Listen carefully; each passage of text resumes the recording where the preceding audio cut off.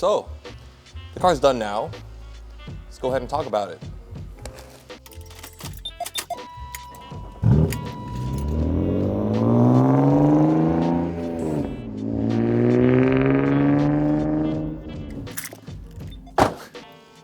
Cool.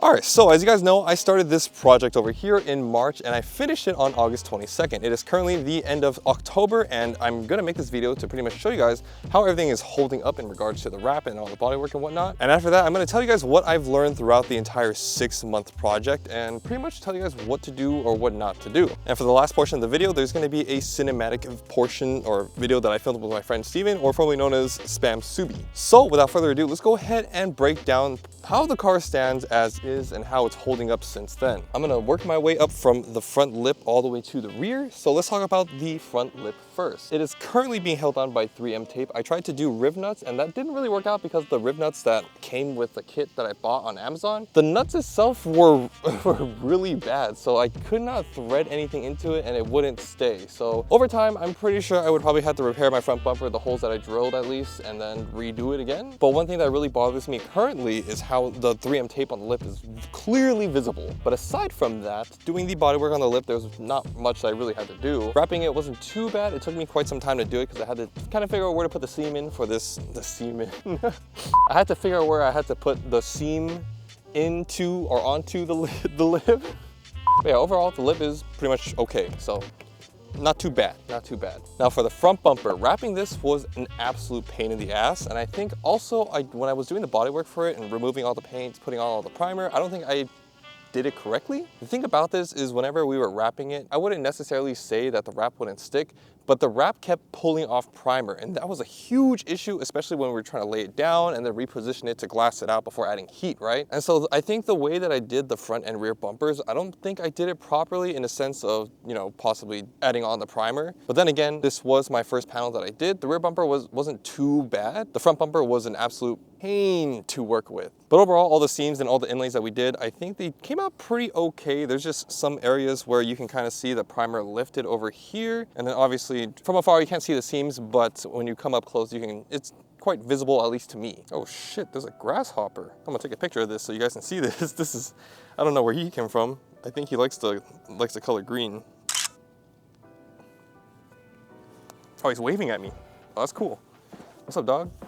Anyways, so aside from some of the areas where you can visibly see that the primer pulled on the wrap came out pretty okay, at least for people who kind of were wrapping for the first time. And the front bumper was done in, I believe, like 7 to 8 pieces. So there was a lot of inlays, a lot of different things we had to do. Total nightmare. Now, moving on to the front bumper. The front bumper was done in 3 pieces. The sides over here where, you know, you can see the line. There's 1 piece here, 1 piece on the other side, and 1 piece in the middle. However, after repairing all the rust, which thankfully now it's all gone, one thing I fucked up on really bad was possibly not being conscious or not being as careful when it came to block sanding this hood. There's some areas where it kind of looks like acne scars on someone's face. It doesn't show up on camera, and that's the one thing that kind of pisses me off because it's like, I want to show you guys everything that I did wrong, but for now you're gonna have to take my word for it, or at least if you so happen to see me out in public, you can see it for yourself at certain angles. You can kind of see how, not necessarily like a rectangle, think of it as like an oval, for example. Yeah, you would see this as like an indentation on the hood. You won't necessarily see it like right away. You have to hit it at a certain angle to see it, which is why it is very important to use guide coat whenever you're sanding down primer, or at least sanding down the final layer as to what you're putting paint on, right? You're gonna wanna make sure that the surface is leveled before adding paint or clear coat or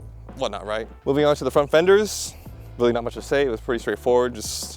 I had absolutely no issues with this. Same thing with the side skirts. We had no issues with that. The door, absolutely no issues with that as well. As for the A-pillar though, I think over time, this is starting to peel out, and this is possibly due to me not post-heating properly, at least from this section where the door ends all the way over to possibly like half the window. This is pretty much the main flaw within the wrap, I would say, at least for the A-pillar. There's not much I can really say about it, except for the same thing with the hood. There's a small indentation on one of the sides of the A-pillar, which I really can't see. You really have to hit it at a certain angle with certain lighting. And then we have the mirrors. These were an absolute pain in the ass to wrap, dude. Like, I redid this at least 4 times, but at least the seams, they came out, I would say, decently hidden. You can't really see it too much, but obviously if you look up close, you can visibly see that there are seams like right here, here, here, you get the point. And then the stem that kind of connects it to the door, that part I really need to redo or find the time to take off and redo, but I really haven't had the time to do that lately, so for now it's just gonna stay on there like that. Moving towards the top trunk, not much to say, along with the mid-wing, not much to say. Mid-wing is currently being held on by 3M tape for those of you wondering who want to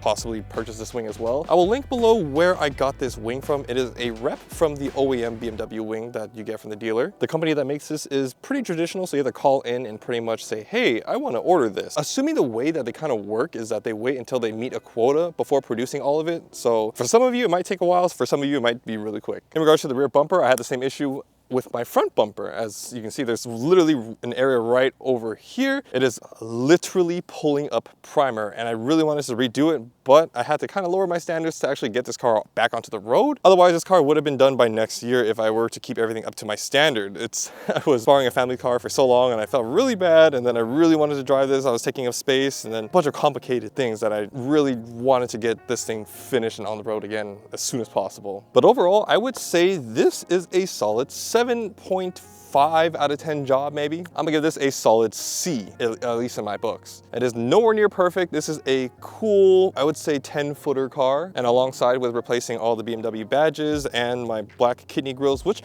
by the way, these were super expensive for no reason. Like, this entire thing costing me $500. Like, for this is $250, this was $250. And it really got me thinking, because like the ones on Amazon that I saw, right, that were the same exact things as this, but except like, or this tasteful stripe, the M stripe over here on the grill, those are $40. And I was like, damn, you know, I'm really thinking about doing that and maybe painting it black. But then again, I saw like the reviews on it, the fitment wasn't the best. I decided to go with OEM. So that pretty much concludes my honest review on all this part, at least, for the very least. Let's go ahead and move on to the next portion.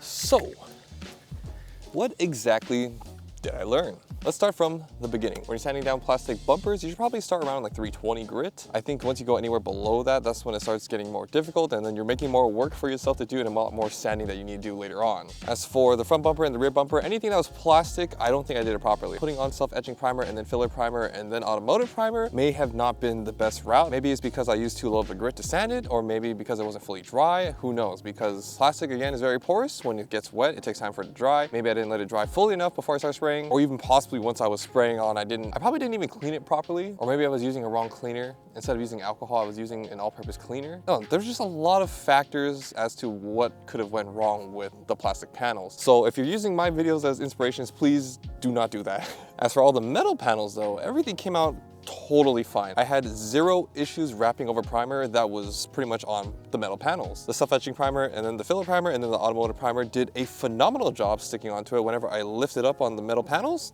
absolutely no primer pulled up. So that was totally fine. Plastics, they came out a little hard to work with. Metals, absolutely perfectly fine. Now every single panel that I did self-etching primer, and then I used filler primer, waited for that to dry, then I block sanded it, and then I put on the automotive primer, and then I block sanded it again, and then that's when I started wrapping. If you are planning on doing any sort of body work in regards to like sanding and putting on primer, it is extremely important to use guide coat just so that you don't have high spots or low spots. And what I mean by that is just like my front hood when I was mentioning it. It is very important that whatever you put as the final coat, the surface needs to be flat, whether it's paint or wrap. I guarantee you it is going to show through the paint or wrap if it's not properly sanded. Like, even looking at it with your own eyes, and you're looking at it, you're like, oh, you know what? It seems flat to me. No, it's not. You need to use guide coat. Guide coat comes in a lot of forms. You can spray it on or you can dab it on. Totally up to you on what you want to do. I personally sprayed it on, and that seemed to be okay for me. But whenever you're doing body work, I'm just gonna heavily emphasize on the fact that you need to use guide coat just so you know one spot's not higher than the other. Along with using guide coat, it is really important to use a sanding block too, to make sure also it's flat. If you use your hands, there will be divots. Your hand is not totally flat, so whenever you're sanding, it will show too. So anything bodywork or sanding, make sure you have a sanding block and you have guide coat. Those are the two most important things to do. Sorry, to have. Now, moving on to the next part, which is going to be wrap. As a preface, I've never done body work before. I've never even wrapped a car before, let alone like touched wrap or put on wrap on something, right? So going into it, why not start learning with one of the quote unquote hardest materials to work with. And quite honestly, throughout the entire process of wrapping this car, it really wasn't that bad. So because I've never wrapped before, I can only speak upon my experience with using a Nositech.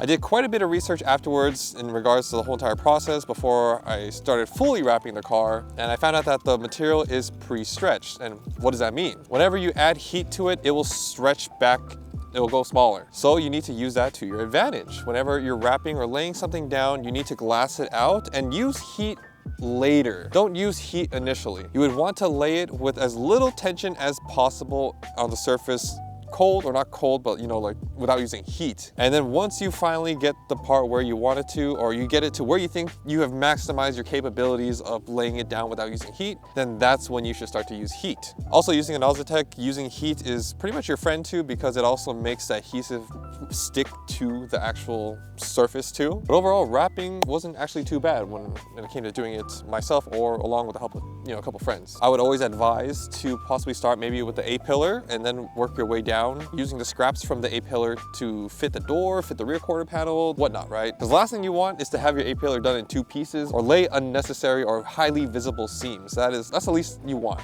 from a wrap. But wrapping over primer, as I mentioned before, wrapping over the metal panels, absolutely 0 issues. Wrapping over the plastic panels, absolute nightmare. Primer kept pulling and just was not a good time. But also, it's very important whenever you're wrapping a car too that you actually clean off the surface really well, especially if you're wrapping over primer too, which you probably shouldn't be doing, but it's very important to have a clean surface just so that, you know, you don't have extra dust that's trapped underneath or even just not having it stick properly. And also, you should really clean past where you think you're going to go, just in the off chance that the wrap touches it too, that it doesn't, you know, mess it up too. And for the last part, it is going to be talking about mental health. It is very important that you take care of yourself mentally and physically.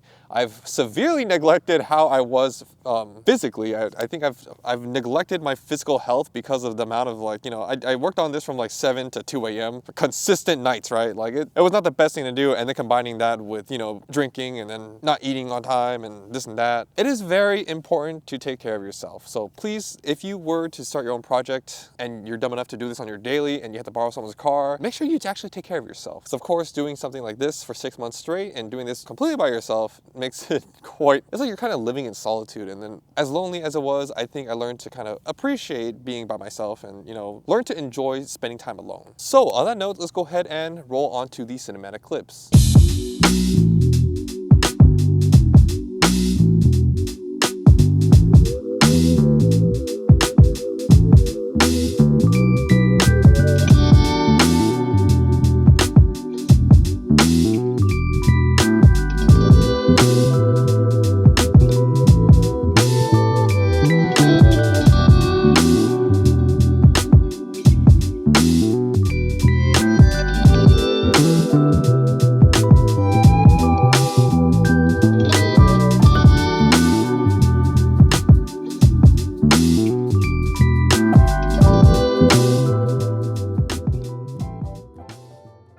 And that pretty much concludes this entire episode. Within the next few episodes, I may talk about the suspension. Maybe I'll have it on a lift and then I'll point out everything that's completely wrong with this car. But for now, that was my general overview of the entire build, what I think of it, what I did wrong, what I've learned, and along with the cinematic. With that being said, thank you guys for watching. I will see you guys on the next one.